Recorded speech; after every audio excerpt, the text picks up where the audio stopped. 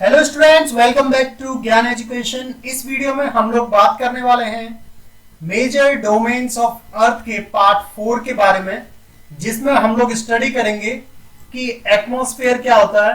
उसके बाद हम लोग देखेंगे एटमॉस्फेयर की लेयर्स के बारे में, जो कि हैं troposphere, stratosphere, mesosphere, thermosphere, exosphere. उसके बाद हम लोग कंपोजिशन देखेंगे एटमॉस्फेयर में कि कौन कौन सी गैसेस का क्या कंपोजिशन है। उसके बाद में हम लोग एल्टीट्यूड के साथ में ग्राफ देखेंगे air density, temperature and wind का। तो चलिए क्विकली स्टार्ट कर लेते हैं। The gaseous layer around the earth is known as atmosphere, जिसके अंदर की बहुत सारी गैसेस मौजूद होती हैं, जैसे कि मेन जो नाइट्रोजन हो गया, ऑक्सीजन हो गया, carbon dioxide and other gases present होती हैं। ये जो एटमॉस्फेयर है हमें बचाता है harmful radiation from the sun and provide करता है हमें एयर टू ब्रीथ। मेनली जो एटमॉस्फेयर है उसको डिवाइड किया गया है 5 पार्ट्स में based on the composition, temperature and other properties. तो सबसे पहला है ट्रोपोस्फेयर, सेकंड वन है स्ट्रेटोस्फेयर, देन है मेसोस्फेयर, देन है थर्मोस्फेयर, देन है एक्सोस्फेयर। डिटेल्स में इनको हम नेक्स्ट वीडियोस में देखेंगे। ये डायग्राम शो कर रहा है कि जो 5 लेयर्स हैं एटमॉस्फेयर की, वो एल्टीट्यूड के साथ में कितनी कितनी दूरी पर स्टार्ट हो जाती हैं। जैसे कि ट्रोपोस्फेयर हो गया, जहां पर हम लोग रहते हैं, जो सरफेस के पास में है, वो अराउंड 10 किलोमीटर तक की होती है। देन 10 किलोमीटर से 50 किलोमीटर के अराउंड में ये हमारा स्ट्रेटोस्फेयर रहता है। देन मेसोस्फेयर आता है from 50 to 90 kilometre above from the surface of the earth. Then आता है 90 किलोमीटर से 500 किलोमीटर तक थर्मोस्फेयर, जिसमें कि सैटेलाइट वगैरह मौजूद रहती हैं। उसके अलावा अगर हम जाएंगे तो फिर आता है exosphere. This atmosphere provide us oxygen to breathe and protects us from the harmful radiation from the sun. जैसे ये वाली जो लेयर है, ये एटमॉस्फेयर में ओजोन लेयर मौजूद है, ठीक है। ये हमारी अर्थ हो गई अंदर साइड में। ये जो ओजोन लेयर है वो हमारी हार्मफुल रेडिएशन, जो कि सन से ये जो आ रहे हैं हार्मफुल रेडिएशन, उनको क्या कर देती है, डाइवर्ट कर देती है और अर्थ में आने से उनको प्रिवेंट करती है। जो एटमॉस्फेयर है, जैसे ये अर्थ हो गया और ये जो है लेयर हो गई एटमॉस्फेयर की, तो ये एक्सटेंड हो सकती है करीब करीब 1600 किलोमीटर तक। ये पाई चार्ट शो कर रहा है composition of gases in the atmosphere.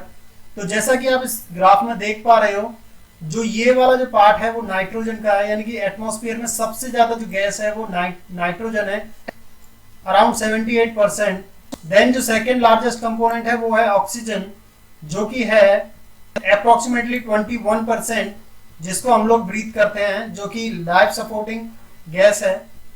Then other gases आती हैं, जैसे कि आर्गन हो गया, CO2 हो गई, जिनका की बहुत लेस कंपोजिशन है।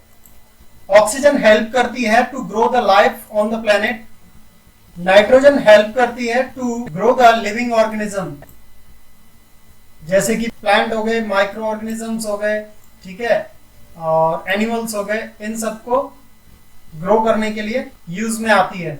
जो कार्बन डाइऑक्साइड यानी कि CO2 गैस होती है, वो एब्जॉर्ब करती है हीट को, जो कि रेडिएटेड होती है from the earth, and it is essential gas to grow the plants, जो कि हम लोग इस डायग्राम में देख सकते हो। ये जो है फोटोसिंथेसिस प्रोसेस है, जैसे कि यहाँ से लाइट, सनलाइट आई, ये हमारा प्लांट हो गया, इसने क्या किया, वाटर और सनलाइट के प्रेजेंट में कार्बन डाइऑक्साइड को इनहेल किया, देन प्रोसेस के बाद में ये एक्सहेल कर देते हैं ऑक्सीजन। ये जो ग्राफ है वो शो कर रहा है air pressure and air density को विद रिस्पेक्ट टू एल्टीट्यूड। हमने y एक्सिस पे एल्टीट्यूड को लिया है, जो कि किलोमीटर्स में है।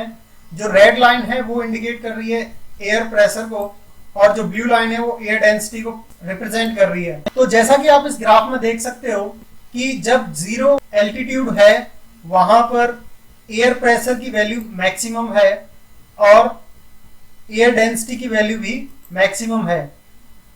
लेकिन जैसे जैसे हम एल्टीट्यूड को बढ़ा रहे हैं, जैसे मान लो 100 किलोमीटर किया, तो जो एयर प्रेशर है वो ड्रॉप हो गया, यानी कि कम हो गया। पहले हाई प्रेशर था, अब वो लो प्रेशर की तरफ आ गया। और जो एयर डेंसिटी थी वो high air density to low air density हो गई। सिमिलरली अब जैसे ही हम लोग एल्टीट्यूड को और बढ़ाते जा रहे हैं तो air pressure and air density decrease होती जा रही है।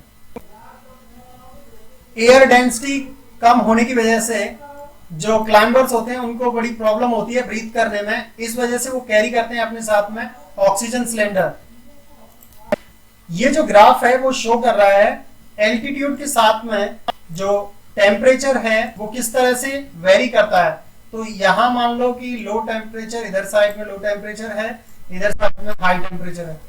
जैसे कि एल्टीट्यूड जब हमारा 0 होता है तो जो टेम्परेचर है वो हाई टेम्परेचर पे होता है, लेकिन जैसे जैसे हम लोग एल्टीट्यूड को इंक्रीज करते हैं तो हमारा टेम्परेचर जो है ड्रॉप होता रहता है। लेकिन ये चीज केवल थर्मोस्फीयर में वैलिड है। जैसे ही हम लोग एक लेयर से दूसरी लेयर में ट्रांजिशन करते हैं तो जो टेम्परेचर है वो चेंज होना फिर से स्टार्ट हो जाता है। जैसे एक लेयर से दूसरी लेयर में अगर ट्रांजिशन करेंगे तो टेम्परेचर जो है चेंज होना बहुत स्लाइटली चेंज होगा। स्ट्रेटोस्फीयर में क्या होता है, अगर हम लोग एल्टीट्यूड को इंक्रीज कर रहे हैं तो टेम्परेचर भी इंक्रीज होना स्टार्ट कर देता है। और जैसे ही हम लोग मीसोस्फीयर लेयर के बॉर्डर पे पहुंचते हैं तो हमारा टेम्परेचर चेंज फिर से स्लो हो जाता है। और मीसोस्फीयर में क्या होता है, जैसे जैसे एल्टीट्यूड को फिर से इंक्रीज करते हैं अगर, तो हमारा टेम्परेचर फिर से ड्रॉप होना स्टार्ट हो जाता है।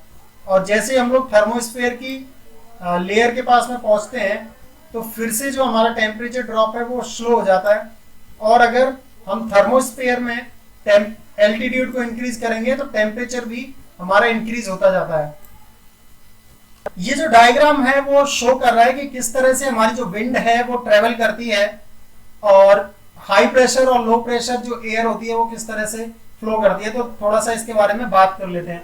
तो जैसे कि यहाँ पर आप देख सकते हो ये सन है और ये जो है क्लाउड हो गए, ठीक है। तो इस क्लाउड पे क्या हो रहा है, क्लाउड के जैसे यहाँ सनलाइट आ रही होगी तो क्लाउड्स की वजह से इधर जो सरफेस पर सनलाइट नहीं आ पा रही होगी, जिसकी वजह से यहाँ की जो एयर होगी वो क्या हो जाएगी, कोल्ड एयर हो जाएगी।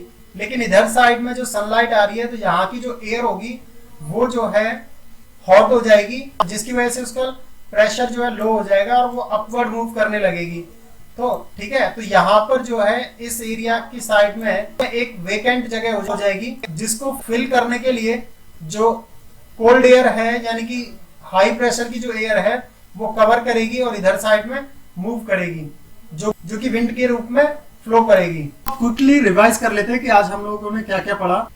आज हम लोगों ने एटमॉस्फेयर के बारे में देखा, जो कि एक गैसियस लेयर होती है अराउंड द अर्थ। उसके बाद में हमने लेयर्स ऑफ एटमॉस्फेयर के बारे में देखा, जो कि थी troposphere, stratosphere, mesosphere, thermosphere, exosphere. इनके बारे में हम लोगों ने अच्छे से स्टडी करी।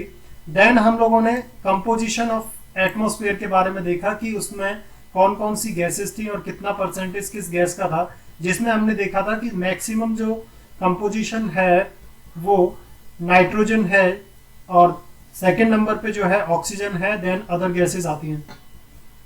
उसके बाद में हमने ग्राफ्स देखे थे जो कि एयर डेंसिटी, टेम्परेचर, प्रेशर के थे विद रिस्पेक्ट टू एल्टीट्यूड। और हमने ये देखा कि एल्टीट्यूड के साथ में जो एयर डेंसिटी होती है वो डिक्रीज होती है as we increase the altitude.